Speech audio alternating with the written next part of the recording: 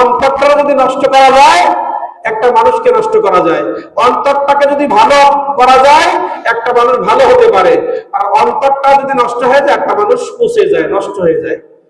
এজন্য বলা হয়েছে আল্লাহর পথে চলার ক্ষেত্রে বাধাগ্রস্ত হয় অন্তর, অন্তরের পর্দা। এখন এই অন্তরটারে দুইটা ভাগ করা হয়েছে। অন্তরে যে আমাদের ময়লা পড়ে, ময়লা দুই ধরনের। কয় ধরনের? অন্তর নষ্ট হওয়ার জন্য যে ময়লা অন্তরে জমে, হিংসার ময়লা, গীবতের ময়লা, সুদের ময়লা, ঘুষের ময়লা, জিনার ময়লা, মিথ্যা কথা বলার ময়লা, কাজে ফাঁকি দেওয়ার ময়লা, ওজনে কম দেওয়ার ময়লা, পণ্যে ভেজাল দেওয়ার ময়লা, অন্যের সম্পদ ফাঁকি দেওয়ার ময়লা, বোনের সম্পদ ফাঁকি দেওয়ার ময়লা, নামাজ না পড়ার ময়লা, যাকাত না দেওয়ার ময়লা, দান সৎকার না করার ময়লা, অন্যকে গালি দেওয়ার ময়লা, অন্যকে কষ্ট দেওয়ার ময়লা। এই অনেকগুলো কাজ করতে করতে একসময় অন্তরে ময়লা জমে, তাকে বলে হেজাব আরবি ভাষায়। তো এই হেজাবটা দুই ধরনের। কয় ধরনের? এক ধরনের ময়লা আছে যেটা সহজে দূর হয়, সেটাকে বলা হয় গাইনি হেজাব। গাইনি মানে কম ময়লা, হেজাব মানে পর্দা। ময়লারে ওই ময়লাটা পড়তে পড়তে যখন বন্ধ হয়ে যায়, হেজাব মানে পর্দা, পর্দা পড়ে যায় অন্তরে। কিন্তু কিছু ময়লা আছে পড়েছে, হঠাৎ করে ময়লা জমেছে, ফু দিলাম চলে গেল। আমার গাড়িতে ময়লা ওয়াশ করলাম চলে গেল, কিন্তু দীর্ঘদিন ময়লা পড়তেছে পড়তেছে, কোনো ফু নাই। আমার বাড়িতে একটা আয়না আছে যেটা থেকে আমি চেহারা থেকে চুল আশ্রয়, আমি মেকআপ করি।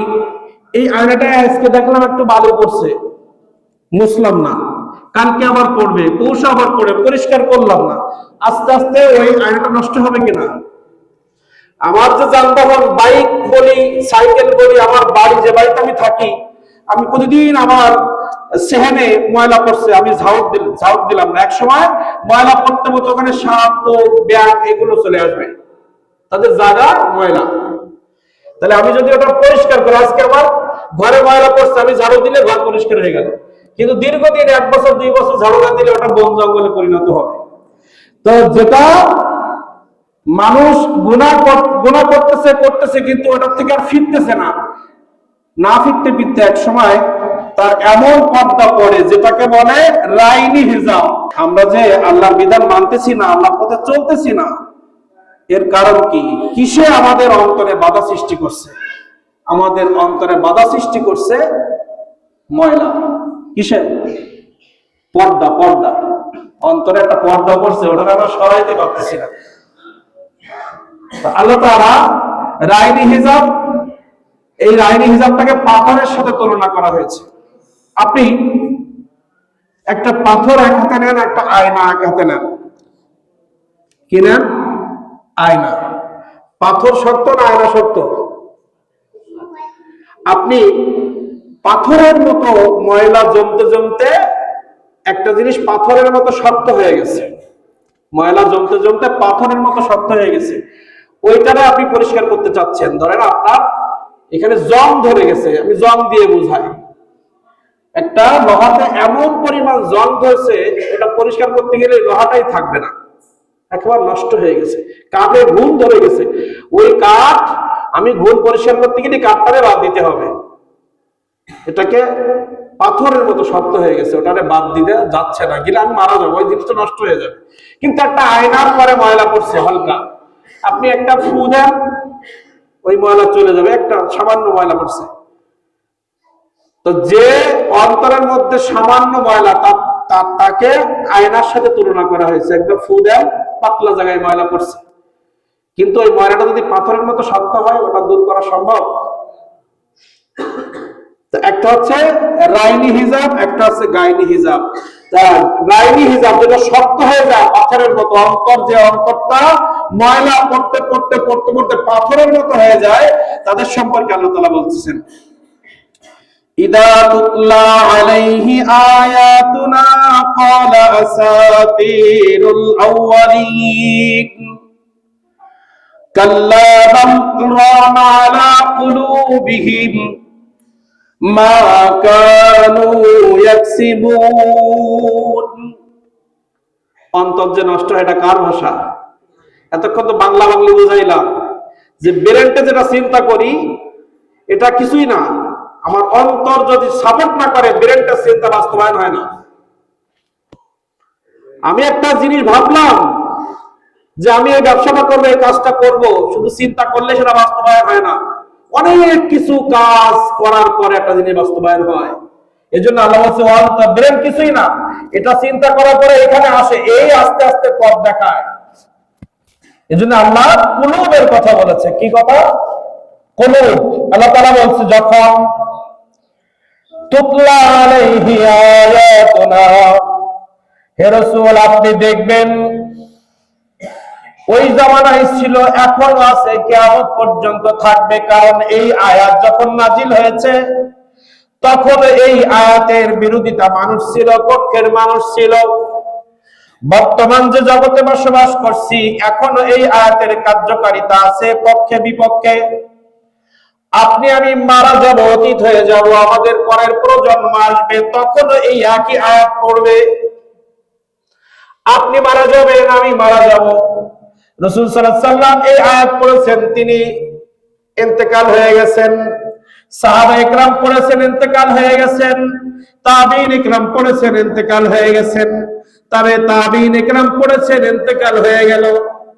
ওলি আল্লাহর যুগ আসলো, অনেক ওলি চলে গেল, অতীত হয়ে গেল। অনেক আলেম দুনিয়া আসছে, তারাও এই একই আয়াত পড়েছে, কবরে চলে গেছে। তো প্রত্যেকের জামানায় পক্ষে বিপক্ষে লোক ছিল। আজকে আমরা পড়ছি, আপনারা পড়তেছেন, আমরা মারা যাবো, এরপরে আরেক প্রজন্ম আসবে, আয়াত থাকবে, এ যাবে না, আমরা চলে যাব। তা আল্লাহ তাআলা বললেন ইদা, যখন রাসূল আপনি খেয়াল করেন কিয়ামত পর্যন্ত তুতলা তেলাওয়াত করা হবে আলাইহি আয়াতুনা, আমার কোরআন মাজিদে আমি যে শরিয়াত দিয়েছি, আমি যে হুকুম দিয়েছি, এই বিধানগুলো যখন আপনি মানুষের কাছে পড়বেন, বলবেন, আপনার জামানায়ও কিছু লোক আছে, উত্তরে কি বলবে এটা আমি বলে দিলাম। আপনার পরে কিয়ামত পর্যন্ত আপনার অনুসারীরা যখন পড়বে তখনও একদল কি বলবে সেটাও বলে দিলাম। আয়াতুনা, যখন আমার বিধানগুলো আপনি মানুষের কাছে বলবেন, কি বলবেন? যে সুদ খাইলে জাহান্নামে যাওয়া লাগবে, ঘুষ খাইলে জাহান্নামে যাওয়া লাগবে, মা বাবাকে কষ্ট দিলে জাহান্নামে যাওয়া লাগবে, মিথ্যা বললে জাহান্নামে যাওয়া লাগবে, গালি দিলে যাওয়া লাগবে, হক ফাঁকি দিলে যাওয়া লাগবে, গীবত করলে যাওয়া লাগবে, অন্যায় কাজ করলে জাহান্নামে যাওয়া লাগবে, জুলুম করলে দুনিয়া লাঞ্ছিত, পরকালে বঞ্চিত হওয়া লাগবে। এগুলো তো আল্লাহর আয়াত নাকি? বিধান। আয়াত মানে আল্লাহ বিধানগুলো যখন এইভাবে পড়তেন প্রত্যেকটা বিষয়, একদল লোক বলতো এ আল্লাহর কথা না, তুমি বলতেছো, এসবগুলো কি বলতেছো, তুমি বানায় বানায় বলতেছো, আসমান থেকে এত কঠিন কাজ আর বলে নাকি? আমরা কত যুগ যুগ ধরে এই কাজ করে আসলাম, কেউ এসে বললো না, তুমি হঠাৎ কোথা থেকে আসলে এসে এইসব করো, এটা আল্লাহ নিষেধ করেছে। কোন কার কাছ থেকে এনেছে এগুলো? তোমার না তোমার সেই পূর্বপুরুষ ইব্রাহিমের, ইসমাইলের? ওসব কাহিনী চলবে না। একদল বাধা দিছে, এইসব কাহিনী চলবে না। ক্বালা আসাতিরুল আউয়ালিন, তুমি কার কথা বলো? তোমার বাবা ইব্রাহিমের, ইব্রাহিম এরম বলতো শুনেছি, ইসমাইল এরম বলতো শুনেছি, তুমিও তো সেই পথে হাঁটতেছো, তুমিও সেই পথে হাঁটতেছো। তোমার পূর্বে এক গ্রুপ ছিল এরম পাগলামি করতো, কোথা আসমান থেকে আল্লাহ নাকি এই বলেছে, এরকম পাগলামি তোমার আগে অনেকেই করেছে, আমাদের কাছে জানা আছে। এসব পাগলামি চলবে না। এক গ্রুপ বলতো, কি বলতো? এসব কথা চলবে না। আল্লাহ তাআলা বলেন কাল্লা বাল রানা আলা কুলুবিহিম মা কানু ইয়াকসিবুন। হে আল্লাহর রাসূল, আপনি যখন আমার আয়াতগুলো পৃথিবীর মানুষের কাছে শোনাইবেন, কোন একজন যদি বলে এটা সঠিক নয়, এটা আল্লাহর নয়, এটা আপনার বা আপনার দাদার থেকে আপনি শুনে বলতেছেন, আল্লাহ রাসূল কোন সময় বলেছে আমার দাদা বলেছে তাই তোমাদের কাছে বলছি, না আল্লাহ জিবরাইলকে ওহী করেছে তাই তোমাদের কাছে বলছি? কোনটা বলতেন? দাদার কথা বলতেন না আল্লাহর কথা বলতেন? রাসূল বলতেছে আমার আল্লাহ জিবরাইলকে আমার এটা বলতে বলেছে, আর জনগণ বলছে আল্লাহ না, তোমার বাপ বলেছে, তোমার দাদারা বলেছে, পূর্বপুরুষ বলেছে তাই বলছে। পূর্বপুরুষ একদল ছিল পাগল, তুমি আসছো পাগল, নাউজুবিল্লাহ। এদের সম্পর্কে আল্লাহ বললেন বারবার যখন আপনি আমার বিধানগুলো মানুষের সামনে প্রচার করবেন, আজকে একবার, কালকে একবার, পরশু একবার, বারবার যখন তারা মুখ ফেরায় নিবে, আপনি মনে করবেন এরা আর কোনদিন এই পথে, সঠিক পথে ফিরে আসবে না। কাল্লা বাল রানা আলা কুলুবিহিম মা কানু ইয়াকসিবুন। একবার দুইবার আমার বিধানকে অমান্য করতে করতে তাদের অন্তরে এমন হিজাব পড়ে গেছে, এমন পর্দা পড়ে গেছে, ওই থেকে সে আর ফিরে আসতে পারবে না। ফিরে আসবে না। আমাদের মুসলমানদের মধ্যে এমন মানুষ নাই, কাফেরদের কথা বাদ দেন, তারা তো কলেমাই পড়ে নাই। এতে তো আমাদের রাসূল সাল্লাল্লাহু আলাইহি ওয়াসাল্লাম তাদেরকে শোনাইছে। তো একদম আমাদের এখনো কি নাই যে আপনি এত ওয়াজ করার পরেও তারা সুদ ছাড়তেছে না, ভোট ছাড়তেছে না, মিথ্যা বলা ছাড়তেছে না, জুলুম করা ছাড়তেছে না, যেটা ধরে আছে সেটাই, ওর থেকে বের হচ্ছে না, আছে না? আপনি নামাজ পড়তেছে আপনার সাথে আমার সাথে, কিন্তু সে যে নীতিতে আছে তার বাইরে সে যাবে না, কোরআন দিলেও যাবে না, বোঝালেও যাবে না, কারণ আমারটাই সঠিক। কেটা বলেছে? আমার বাবা বলেছে। তাদেরও বাবা আছে না নাই? এভাবেই চলতেছে, চলবে। এদের সম্পর্কে আরো আয়াত আছে, ইন্নাল্লাযীনা কাফারু সাওয়াউন আলাইহিম, যারা আমার বিধানকে একবার অমান্য করেছে, সাওয়াউন আপনি বলেন আর না বলেন, তারা কখনো এটা মাথায় নেবে না।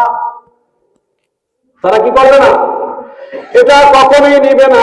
আনজালতাহুম আম লাম তুনজিরহুম লা ইউমিনুন, কখনোই তারা ঈমান আনবে না, ওদেরকে মোহর মেলা দেওয়া হয়েছে। খাতামাল্লাহু আলা কুলুবিহিম ওয়া আলা সামঈহিম ওয়া আলা আবসারিহিম, তিনটা জায়গা আমি মোহর মেরে দিয়েছি। তারা দুনিয়ায় তারা তাদের চোখ ভালো, কিন্তু আমি আল্লাহ আমার কাছে তারা অন্ধ। যারা আমার বিধান মানে না আমার কাছে তারা অন্ধ, কিন্তু সে চোখে দেখে। ওয়াসামিহিম, দুনিয়ার জগতে তোমাদের সবার কথা সে কানে শোনে, কিন্তু আমি আল্লাহ আমার কাছে সে বধির। কারণ যে ব্যক্তি আমার কালাম শোনার পরেও সেইভাবে চলে না, সে বধির। যে দেখার পরে, আমার আসমান দেখার পরেও আমাকে মানে না, সে অন্ধ। যে আমার কালাম শোনার পরেও মানে না, তার কলব মরে গেছে, সে দুনিয়ায় বেঁচে নেই, সে মরে গেছে, শুধু রুহটা বের করলে আমি তাকে জাহান্নামে দেব। সে এক প্রকার দুনিয়া কে গেছে, মরে গেছে সে।